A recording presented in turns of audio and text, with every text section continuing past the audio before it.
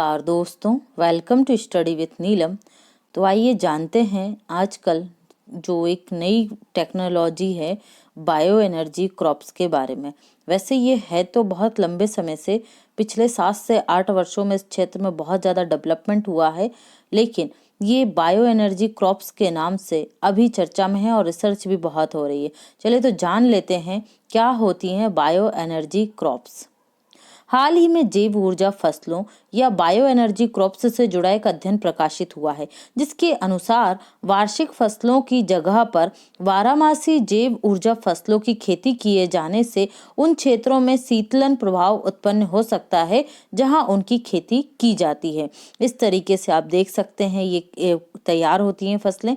प्रमुख जैव ऊर्जा फसलों के अंतर्गत गेहूं, गन्ना, नीलगिरी, चिनार, मक्का, विलो, मिसकैंथस और स्विच ग्रास, साथ ही प्रमुख खाद्य तिलहन आदि आते हैं।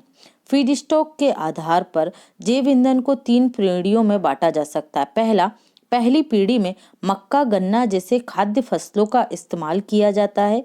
दूसरी पीढ़ी में खेती के लिग्रोसेल्यूलोजिक अवशेषों जैसे चावल की चोकर, गेहूं के चोकर आदि को प्रयोग में लाया जाता है। तीसरी पीढ़ी के अंतर्गत शैवाल जैव ईंधन को शामिल किया जाता है। यहाँ पर बायो एनर्जी क्रॉप्स हैं, आप इन्हें देख सकते हैं, फर्स्ट जनरेशन, सेकंड जनरेशन और थर्ड जनरेशन। ओके, जीवाश्म ईंधन के स्थान पर जैव ईंधन को इस्तेमाल किए जाने के अनेक लाभ हैं। लाभ क्या होंगे? यह नवीकरणीय और पर्यावरण के अनुकूल है, स्वच्छ तरीके से जलने की क्षमता है, वायुमंडल में प्रदूषक को और कार्बन डाइऑक्साइड जैसी ग्रीन हाउस गैसों का उत्सर्जन कम होगा।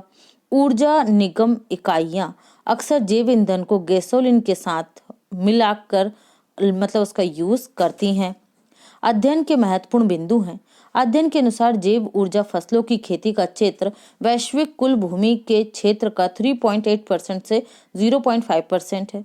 यह फसलें प्रबल क्षेत्रीय जैव भौतिकी प्रभाव डालती हैं, जिससे वायु के तापमान में -0.08 से लेकर +0.05 डिग्री सेल्सियस का वैश्विक शुद्ध परिवर्तन होता है।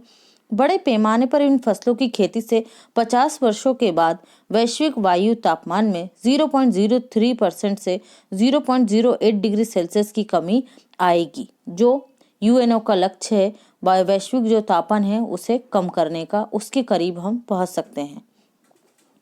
ओके फ्रेंड्स, आगे देखते हैं। कार्बन कैप्चर और स्टोरेज के साथ बड़े पैमाने पर बायो एनर्जी फसल की खेती को वातावरण से CO2 को हटाने के लिए एक नकारात्मक टेक्नोलॉजी के रूप में पहचाना गया है, नेगेटिव एमिशन टेक्नोलॉजी।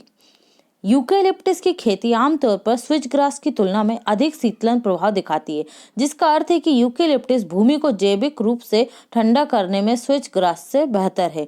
यूकेलिप्टस एक तीसरी पीढ़ी का जैव ईंधन है, जबकि स्विच ग्रास और मिसकैंथस दूसरी पीढ़ी के जैव ईंधन हैं। ओके फ्रेंड्स, तो ये था आज का लेक्चर। आई होप आपको पसंद आया होगा। पसंद आया वीडियो को ज़्यादा से ज़्यादा लाइक कीजिए, शेयर कीजिए, और अगर आप स्टडी विथ नीलम चैनल पर पहली बार आए हैं तो हमारे चैनल को सब्सक्राइब कर लीजिए। Thanks for watching and take care.